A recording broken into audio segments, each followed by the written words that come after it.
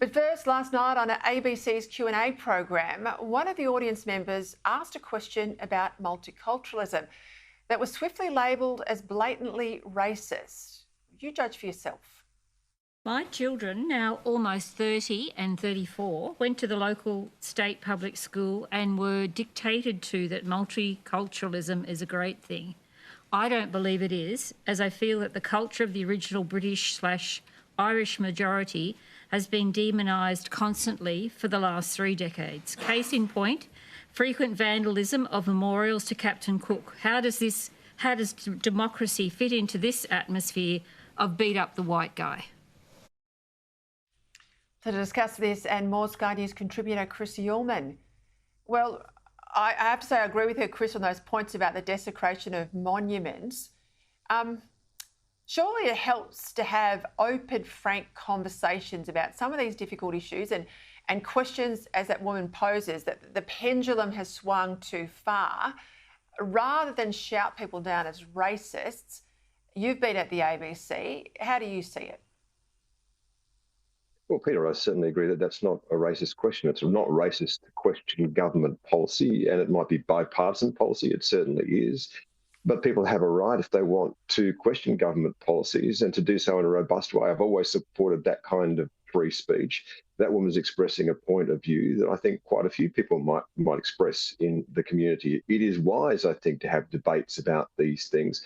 I don't think, though, that she needs to look to the local immigrant community for people who are vandalising statues, though, Peter. She might go to the local humanities department to do that. One of the things I fear about what's happened to our society is that culture that she's talking about, which came from our British heritage, which is there, which can't be denied, allowed the kind of society which was open enough to open its borders after the Second World War in particular and take a vast number of people from a vast number of places and to do so peacefully.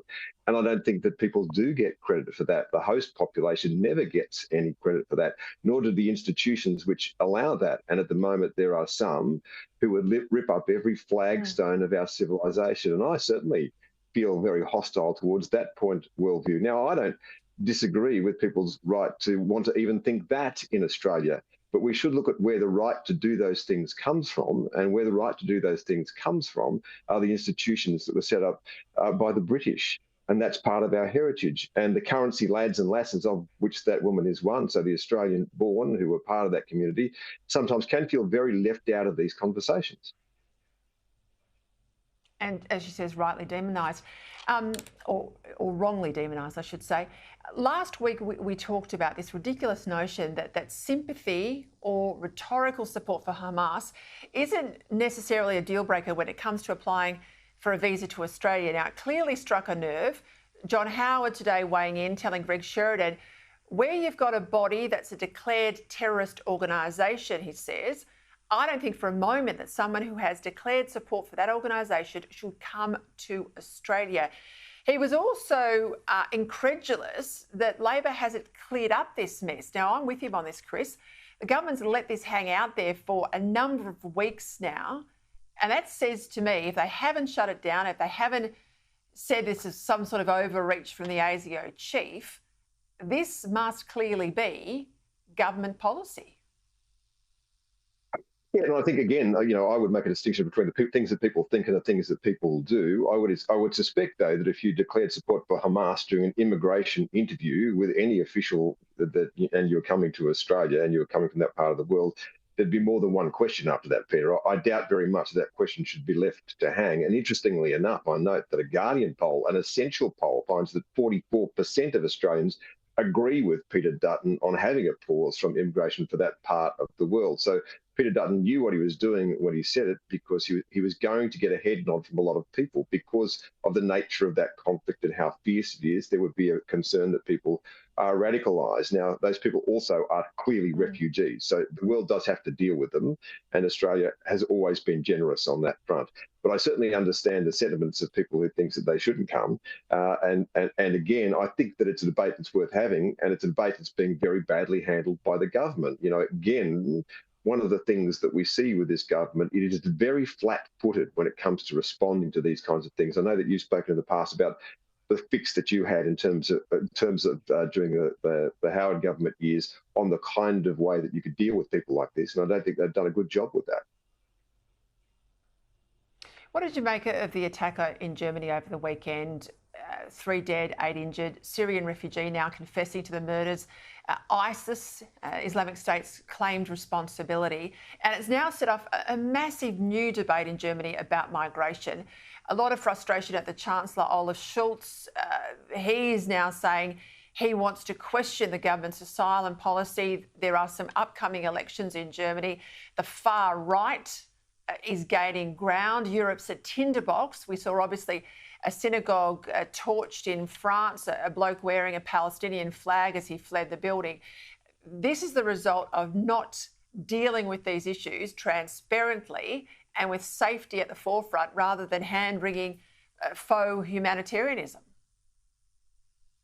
Yeah, Peter, I could not believe back in 2016 that Angela Merkel allowed 1 million people to come across her borders in 1 year. Her slogan then was, "We can handle this." And I thought at the time it's going to be very difficult to handle over a long period of time because you can't allow that kind of mass immigration and imagine that there's not going to be any reaction inside the community. I mean, and the more I look at Angela Merkel as a leader of Germany, I think that she was disastrous. If you get defence policy wrong and immigration policy wrong and energy policy wrong, there's really not much left in terms of being a national leader. And I would say that in terms of the way that she was trying to deal with Russia, in the way that she allowed her country to be dependent on Russian gas because she set up an energy system that didn't work without it, and 1 million people marched across the borders, I think it's time for a big re-evaluation of her as a chancellor. And you're right. What happens is it does fan voices of discontent inside the community, and the more examples that, they'll take any example. Again, you can't demonise an entire immigrant population because of the actions of 1 or 2 people. However, you can understand the rage that comes from the community when they're asked to deal with such a wrenching population change in such a short period of time. It was always going to be a difficult thing to manage. And in Germany, like these visas to Gazans in Australia, they're not disclosed, they're not put to a vote, people don't get a say. And I think that the agency being stripped away from voters in a democracy is also fueling the anger. Yeah, Peter, I think that, again, we have to have open debates about these things. It is reasonable for people if they see that their society is under assault. And again, I don't know that it's always under assault from the immigrants. I think it's under assault from the local humanities department at the university. I think that's where a lot of these really, really bad ideas are coming from when you talk about the denigration of our past. I think we have an interesting past. I think we have a difficult past. I think we should discuss it and come and reconcile with it. But I think that we should keep those things which are a good part of it. Now, what we're seeing is the dismantling of those ideas by people who offer us nothing in return. They make a wasteland and call this progress, some of these people. So I genuinely think that the only way to deal with this in the kind of society that we have is by being really robust in the debates that we have. And the woman that we saw at the beginning of this program has serious questions in her own mind about multiculturalism as a policy. Other people have questions about immigration.